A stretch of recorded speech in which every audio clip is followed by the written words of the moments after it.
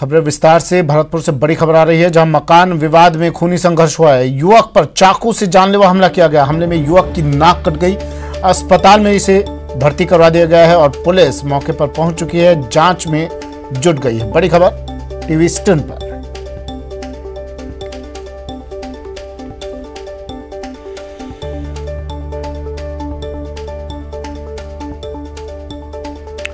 भरतपुर से इस वक्त की बड़ी खबर। मकान के विवाद में खूनी संघर्ष, युवक पर चाकू से हमला। हमले में युवक की नाक कट गई। घायल युवक को अस्पताल में भर्ती करवा दिया गया है और पुलिस अब पूरे मामले की जांच में जुट गई है। करके आरोप पूजा करके आके थारी घर पे रखी, फिर अम्बर लेने गए। अम्बर लेके मैं एक पिंकी नाम का लड़का तो मैं बातें टूर्नामेंट की पूछ रहा हूँ। टूर्नामेंट के लिए चले, मैच के लिए चले। जब तक तो पीछे थे पप्पा खड़ा वहाँ पे और भगवान दास ने आके दोनों जने आते। छोरी हिम्मत तो है ना, अगर हिम्मत है भी तो है, हिम्मत भी है सब लड़ाई में तो फिर, लेकिन कहे कि माने छोरी मार।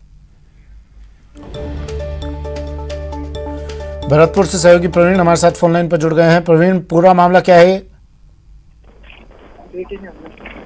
जी मैं आपको बता दूं, इनके मकान का विवाद चल रहा था। यहाँ बेटे के ऊपर कुछ जानकार युवकों से हमला करवाया गया, जिसके चलते युवक गंभीर रूप से घायल हो गया। इस दौरान युवक एक दुकान पर अपना मोबाइल सही करवा रहा था। गनीमत ये रही कि वहां लोगों ने उसे बीच बचाव कर बचा लिया, वरना उस पर 3 युवक वार पे वार करने के लिए तैयार खड़े हुए थे, लेकिन लोगों ने उन्हें पकड़ लिया। और इतनी देर में जब तक शोर मचा, वहां भीड़ इकट्ठा होती और वहां से युवक तीनों भाग गए। ये घायल युवक को गंभीर स्थिति में अस्पताल में भर्ती कराया गया है, जहां से डॉक्टरों ने उसे आरबीएम में भर्ती कराया गया है, रेफर कर दिया गया है। वही बयाना पुलिस अभियुक्तों की तलाश कर रही है और मामला दर्ज कर लिया गया है। जी चलिए, शुक्रिया प्रवीण तमाम जानकारी के लिए।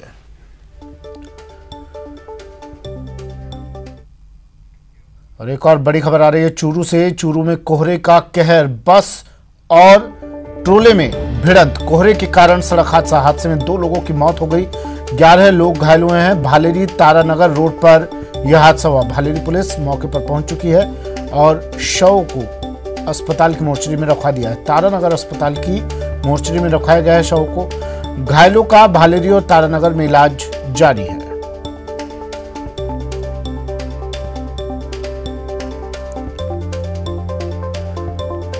मौसम की मार, कोहरे का कहर और इस कोहरे के कहर के कारण सड़क हादसा। बस और ट्रोले में टक्कर, 2 लोगों की मौत, 11 लोग घायल। भालेरी तारानगर रोड पर यह हादसा हुआ है। पुलिस मौके पर पहुंची, घायलों को अस्पताल में भर्ती करवाया गया और शवों को तारानगर अस्पताल की मोर्चरी में रखवाया गया है।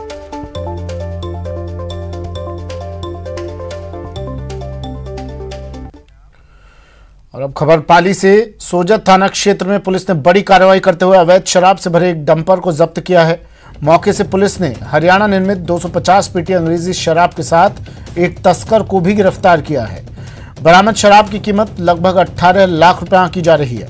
पुलिस ने कार्रवाई जिला पुलिस कप्तान कालूराम रावत के निर्देश पर की है। सोजत थाना पुलिस ने बताया कि निकाय चुनाव के मद्देनजर थाना क्षेत्र में मादक पदार्थों के खिलाफ विशेष अभियान चलाया जा रहा है। इसी दौरान गुप्त सूचना के आधार पर नेशनल हाईवे 162 सरदारपुर सरहद के पास से एक डंपर से लाखों रुपए की विदेशी शराब को बरामद किया गया। फिलहाल पुलिस मामले की जांच पड़ताल कर रही है। शराब कारोबारियों द्वारा इस रूट में तस्करी के नित नए तरीके अपनाते हैं। इस डंपर में भी एक विशेष प्रकार का खांचा ब्लॉक बना हुआ था, जिसके अंदर ये 250 पेटी भरी हुई थी। इसके ऊपर आरसीसी के चदरें रखी हुई थी, जिससे कोई शंका नहीं हो। मुलजिम को प्रारंभिक पूछताछ में उसने बताया कि ये शराब भिवानी हरियाणा से भर के लाया है, जो गुजरात ले जा रहा था। अनुसंधान जारी है। उक्त शराब की कीमत लगभग राजस्थान में 18 लाख रुपए के आसपास है।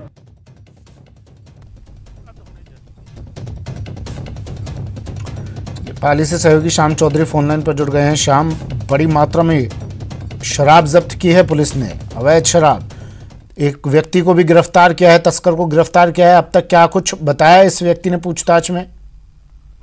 जिसमें पाली जिले में लगातार पुलिस अधीक्षक कालूराम रावत के निर्देशन में अफीम और अवैध डोडा तस्करी व शराब को लेकर कार्रवाई की जा रही है, जिसमें पिछले एक सप्ताह में ये तीसरी बड़ी कार्रवाई है, जिसमें सोजत थाना पुलिस ने हरियाणा से डंपर में भरकर लाए जा रहे शराब को सरदारपुरा के निकट पकड़ा और आरोपी से पूछताछ की तो उसने बताया कि वो हरियाणा से गुजरात की तरफ ये शराब लेके जा रहा है, जिसमें करीब 250 पेटी अलग अलग ब्रांड की ये शराब थी और ये शराब 18 लाख की बताई जा रही है। जी, इस युवक ने बताया, इस आरोपी ने बताया इससे पहले कितने वक्त से इस तरह के कामों में लिप्त था इसके गिरोह में, और कौन कौन है, तार कहां कहां जुड़े हुए हैं? जी बिल्कुल, पुलिस अभी आरोपी से पूछताछ कर रही है। हालांकि आरोपी ने अभी तक इस बारे में कुछ भी जानकारी नहीं दी है, क्योंकि कोई ही आरोपी को गिरफ्तार किया है और अब उससे पुलिस पूछताछ कर रही है। आज कोर्ट में पेश करके पुलिस आरोपी का रिमांड लेगी, उसके बाद ही पता चल पाएगा कि आरोपी पहले भी इस तरह। चलिए, शुक्रिया शाम तमाम जानकारी के लिए। और खबर झालावाड़ से, सदर थाना पुलिस ने डकैती की योजना बनाते आधा दर्जन बदमाशों को गिरफ्तार किया है। पुलिस के मुताबिक गिरफ्तार सभी बदमाश झालावाड़ भवानी मंडी रोड के पास समराई गांव के यात्री प्रतीक्षालय के पीछे छुपकर पेट्रोल पंप को लूटने की योजना बना रहे थे। पुलिस ने बदमाशों के पास से धारदार हथियार, मिर्च पाउडर समेत चोरी की 3 बाइक को भी बरामद किया है।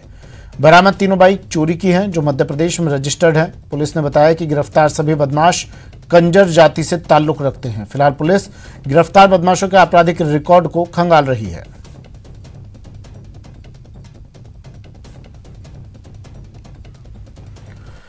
किसान आंदोलन से जुड़ी बड़ी खबर है। किसान आंदोलन का आज 51वां दिन है और आज किसानों से सरकार फिर से बात करेगी। विज्ञान भवन में 12 बजे मुलाकात होगी, बातचीत होगी, अहम बैठक होगी किसानों और सरकार के बीच।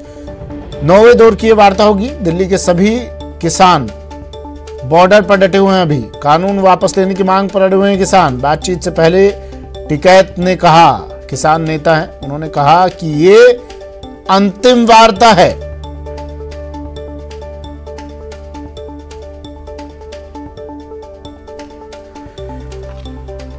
बड़ी खबर, आज 51वां दिन और आज फिर से अहम बातचीत किसानों और सरकार के बीच। 12 बजे अहम बैठक होगी, बातचीत होगी विज्ञान भवन में। 9वें दौर की वार्ता सरकार और किसानों के बीच।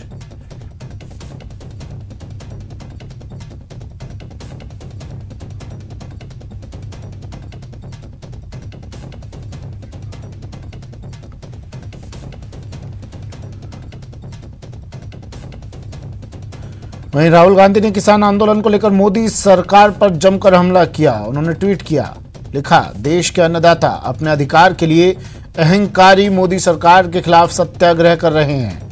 राहुल ने लिखा कि देश के अन्नदाता अपने अधिकार के लिए अहंकारी मोदी सरकार के खिलाफ सत्याग्रह कर रहे हैं। आज पूरा भारत किसानों पर अत्याचार और पेट्रोल डीजल के बढ़ते दामों के विरुद्ध आवाज बुलंद कर रहा है। आप भी जुड़िए और इस सत्याग्रह का हिस्सा बनिए।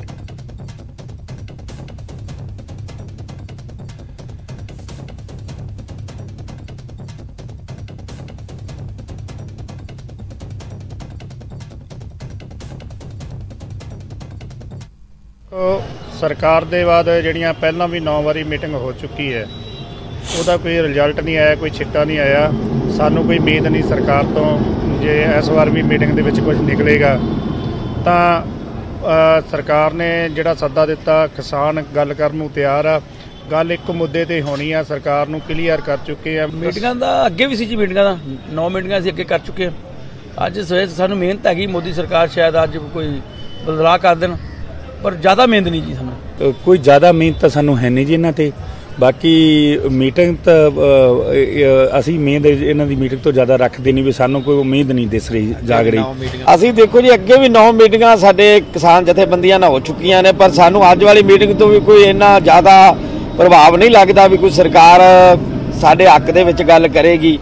बाकी सुप्रीम कोर्ट दे जिहड़े इन्हां 4 नुमाइंदे अपने जिमींदारां दे बनाए ने, वो सानू नहीं मंजूर। ਉਹ ਸਰਕਾਰ ਦੇ ਪਿੱਠੂ ਨੇ, ਸਰਕਾਰ ਦੇ ਹੀ ਬੰਦੇ ने ना आपदे बंदे चुन के उन्होंने कमेटी बनाती। ये जी ऐसा है जी, मीटिंगें तो चलती रहेगी। जैसे पहले 9 मीटिंगें हो चुकी है, उसमें कोई आज तक रिजल्ट आया नहीं है, इसलिए कोई ज़्यादा उम्मीद तो नहीं है। लेकिन फिर भी जो भी मसले होते हैं बात से ही हल होते हैं, तो उम्मीद तो रखते हैं कि कुछ न कुछ सरकार है जो वो झुकेगी।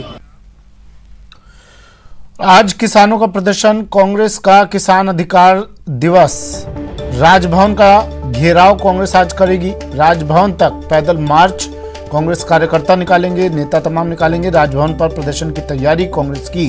दिल्ली में राहुल गांधी की अगुवाई में हल्ला बोल ये होगा। प्रदेश में अजय माकन इस प्रदर्शन की अगुवाई करेंगे।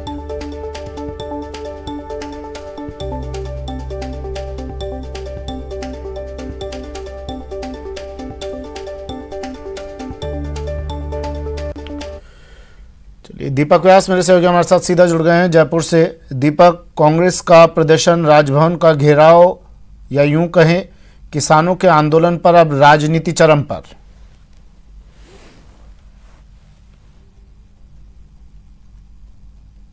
किसानों के नाम पर राजनीति तो हर कोई राजनीतिक दल इस पूरे मामले में कर ही रहा है, और लेकिन जो कांग्रेस है वो अब इस पूरे मुद्दे को एक तरीके से भुनाना चाहती है। केंद्र सरकार को यहाँ पर किसानों के मुद्दे पर किसानों की हितैषी ना करार देने की कोशिश भी यहाँ पर पूरी तरीके से की जा रही है। और यही वजह है कि अब कांग्रेस का जो आलाकमान है उसके निर्देश पर ही तमाम जो धरने प्रदर्शन है वो आयोजित हो रहे हैं। इससे पहले भी कांग्रेस ने जयपुर के शहीद स्मारक पर धरना दिया था, और उसके बाद में आज कांग्रेस जो है वो किसान अधिकार दिवस के रूप में इसे मना रही है। जयपुर के सिविल फाटक पर ये जो भी तैयारियां हैं वो की जा रही हैं। सुबह 11 बजे का जो वक्त है वो तय किया गया है कि 11 बजे से जो धरने की शुरुआत है वो यहाँ पर होगी। इसके अंदर मुख्यमंत्री के शामिल होने का कार्यक्रम है। इसके अलावा मुख्यमंत्री अशोक गहलोत के अलावा पीसीसी चीफ गोविंद डोटासरा और जो अजय माकन है प्रभारी है कांग्रेस के प्रदेश के, वो इसमें शामिल होंगे। उसके अलावा जो तमाम मंत्री हैं, इसके अलावा जो विधायक हैं वो इसमें शामिल होंगे। और 11 बजे से एक तरीके से धरना चलेगा। और राजभवन घेराव को लेकर ये पूरी कवायद की जा रही है। हालांकि राजभवन का घेराव यहाँ पर नहीं किया जाएगा, राजभवन से पहले जो सिविल लाइन्स फाटक पर है उस पर ही आयोजन किया जा रहा है, और यहीं पर इसी कार्यक्रम के जरिए एक तरीके से इसी राजभवन का घेराव माना जाएगा। और अब से कुछ देर बाद में इस धरने की शुरुआत यहाँ पर जयपुर में हो जाएगी। बिल्कुल, कुछ ही देर बाद इस धरने की शुरुआत होगी। कितने लोगों के जुटने की यहाँ संभावना जताई जा रही है?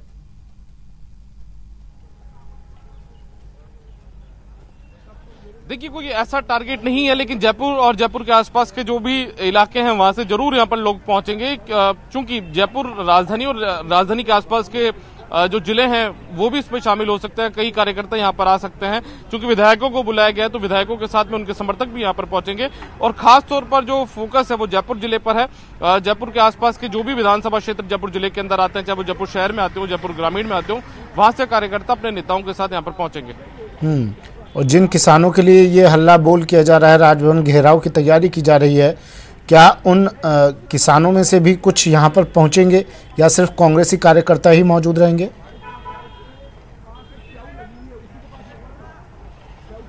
देखिए, इस तरीके से अभी कोई स्थिति स्पष्ट नहीं है कि किसानों को भी इसमें बुलाया गया है नहीं बुलाया गया, लेकिन चूंकि जब कांग्रेस के नेता यहां पर आएंगे तो उनके इलाकों के जिन लोगों ने जो भी जहां से एमएलए हैं वो, और इसके अलावा एमएलए का चुनाव लड़ चुके जो प्रत्याशी हैं, विधानसभा चुनाव लड़ चुके हैं, उन प्रत्याशियों के साथ में उनके इलाके के लोग तो जरूर इसमें शामिल होंगे, जिसमें कुछ किसान भी हो सकते हैं। क्योंकि हमने पिछले दिनों जब देखा था, हमने बताया भी था उन दिनों की जो आसपास के इलाके के जो किसान थे वो अपने स्थानीय नेताओं के साथ में, स्थानीय प्रत्याशियों के साथ में, विधायकों के साथ में जयपुर में शहीद स्मारक पर भी पहुंचे थे। तो इसमें उम्मीद की जानी चाहिए कि जयपुर के आसपास के जो भी ग्रामीण इलाके हैं वहां के जो किसान जो कांग्रेस समर्थक भी माने जा सकते हैं या फिर जो कृषि कानून के बिल का विरोध कर रहे हैं वो भी यहाँ पर जरूर पहुंचेंगे।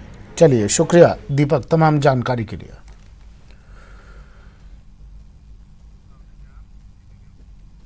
वक्त एक ब्रेक का है, लेकिन ब्रेक पर जाने से पहले बात नेटवर्क 18 की मुहिम की। कोविड-19 महामारी ने परस्पर निर्भरता की भावना को सुदृढ़ किया है, जिससे पूरा देश इस विपत्ति का एकजुट होकर मुकाबला कर सके। वैक्सीनेशन के ऐलान के बाद जरूरत होगी कि हम सभी अपना सर्वश्रेष्ठ योगदान दें, जिससे हम एक साथ वायरस को हराने की तरफ कदम बढ़ा सकें। और नेटवर्क 18 इस मुहिम में हर कदम पर आपके साथ होगा। जब तक सभी सुरक्षित नहीं होते तब तक कोई सुरक्षित नहीं होगा। इसी सोच के आधार पर हमारे कैंपेन संजीवनी का लक्ष्य ये सुनिश्चित करना है कि वैक्सीन पाना सभी भारतीयों का अधिकार है।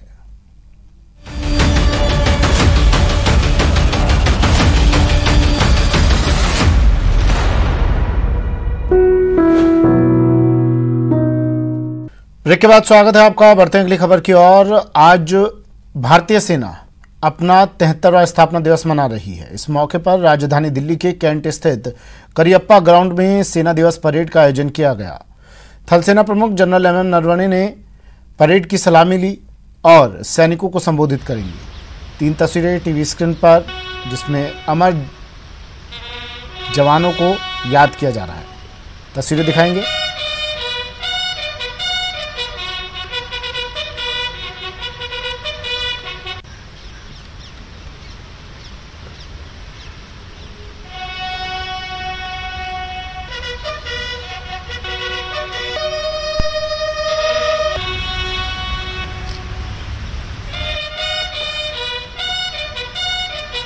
शौर्य को सलाम किया जा रहा है। 73वां थल सेना दिवस।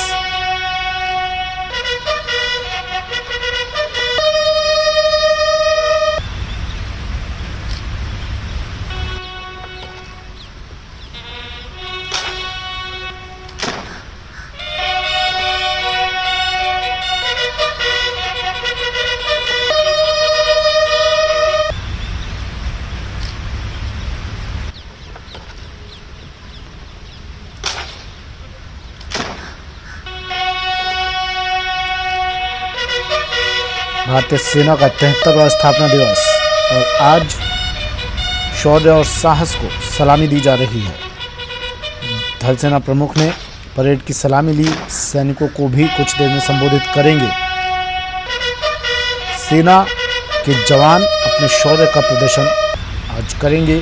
अमर जवानों को आज याद किया जा रहा है 73वें थल सेना दिवस पर। ये 3 तस्वीरें टीवी स्क्रीन पर। पहली तस्वीर, वीर जवानों को सलाम, अमरता को सलाम, वीरता को प्रणाम। सेना के शौर्य के प्रदर्शन की तस्वीरें। और तीसरी तस्वीर, भारतीय सेना का दम। ये 3 तस्वीरें।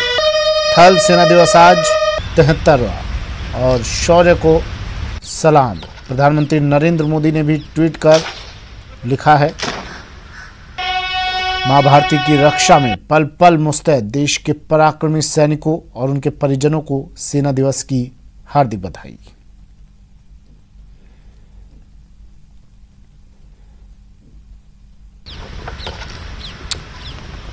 केंद्रीय गृह मंत्री अमित शाह ने भी ट्वीट कर थल सेना दिवस पर शुभकामनाएं दी। उन्होंने लिखा है, भारतीय सेना शौर्य और पराक्रम की प्रतीक है। अमित शाह ने लिखा, देश के बहादुर सैनिकों के अदम्य साहस और बलिदान को मैं नमन करता हूं। राष्ट्र के प्रति उनकी निस्वार्थ सेवा और समर्पण पर सभी देशवासियों को गर्व है। थल सेना दिवस की हार्दिक शुभकामनाएं।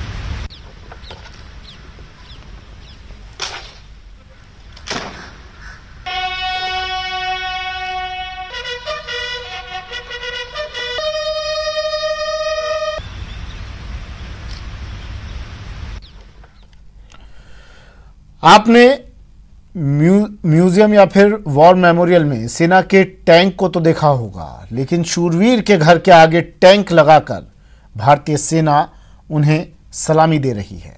देखिए बाड़मेर के सेना के शेर लेफ्टिनेंट जनरल हनुत सिंह के अदम्य साहस की गाथा।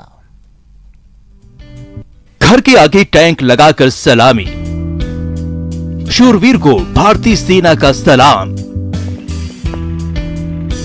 घर के आगे ये टैंक को देखकर चौंकिएगा नहीं, ये टैंक शूरवीर के सलामी की है, अदम्य साहस की निशानी है। ये बाड़मेर के उस शेर की अमिट कहानी है जिनकी वीरता के आगे दुश्मन भी नतमस्तक हो गए थे।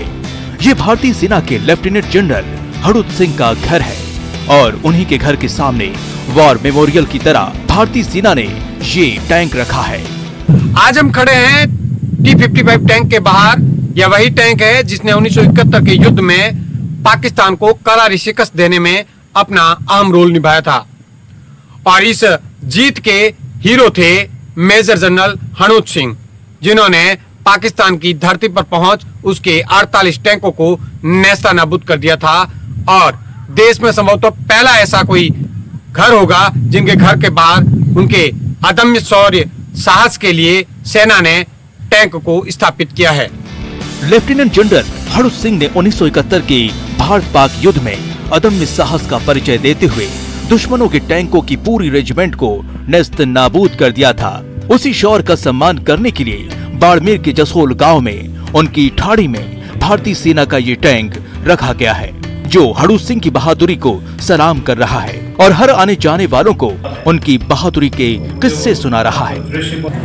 भारत का नाम रोशन किया, हमारे गांव का नाम रोशन किया और लड़ाइयाँ लड़ी और 71 की लड़ाई लड़ी की वो जीते। कहानियाँ यहाँ हर व्यक्ति को, बच्चे को आप पूछें तो हनुमान सिंह जी के प्रति वो आदर की दृष्टि से देखता है और गौरवान्वित महसूस करता है। मैं उनके गांव से बिलोंग करता हूँ। उस वक्त एलओसी पर जब चीन ने घुसपैठ की कोशिश की तो लेफ्टिनेंट जनरल हड़ू सिंह ने दुश्मन के खिलाफ ऐसी सटीक रणनीति बनाई कि दुश्मन दोबारा घुसपैठ करने की हिम्मत नहीं कर सका। जो चाइनीज इंट्रूजन हो रहे थे तो उस टाइम जो हो रहे थे, आपके लीडरशिप के कारण वो सारे इंट्रूजन्स लुक गए थे और चाइनीज समझ गए थे कि एक अलग किस्म का जनरल आया है, इनसे पंगा नहीं ले सकते। और आपके इंस्ट्रक्शंस इतने क्लियर कट थे कि चाइनीज दोबारा साहस नहीं कर पाए वापस इंट्रूजन करने का। आर्मर्ड वॉरफेयर टैक्टिक्स के फादर रहे हैं, भीष्म पितामह रहे हैं, और इसके साथ साथ आर्मर्ड और बैटलफील्ड इंडिया के फॉरमोस्ट आर्मर्ड और बैटलफील्ड कमांडर रहे हैं। भारतीय सेना के 12 सर्वश्रेष्ठ जनरल में हड़ू सिंह जी का नाम फख्र के साथ लिया जाता है। लेफ्टिनेंट जनरल हड़ू सिंह की वीरता की गाथा 1971 के भारत पाक युद्ध में अदम्य साहस का परिचय दिया। दुश्मन के 48 टैंकों की पूरी रेजिमेंट को नेस्त नाबूद कर दिया। परम विशिष्ट सेवा मेडल महावीर चक्र से सम्मानित हुए। देश के वीर सपूत लेफ्टिनेंट जनरल हड़ू सिंह सेना से 1991 में रिटायर्ड हुए तो सब कुछ छोड़ संन्यास आश्रम में चले गए और 11 अप्रैल 1915 को बाड़मेर के शेर हड़ू सिंह इस दुनिया को हमेशा के लिए अलविदा कर गए। लेकिन उनके घर के आगे सेना का टैंक शान से उनकी वीरता को सलाम कर रहा है। देश के वीर सपूत लेफ्टिनेंट जनरल हड़ू सिंह के अदम्य साहस की गाथा हर देशवासियों के दिलों में हमेशा जिंदा रहेगा। न्यूज़ 18 राजस्थान के लिए बाड़मेर से प्रेम देथा की रिपोर्ट। वक्त एक ब्रेक का है। ब्रेक के बाद बात करेंगे शुभ टीकाकरण की तैयारी की।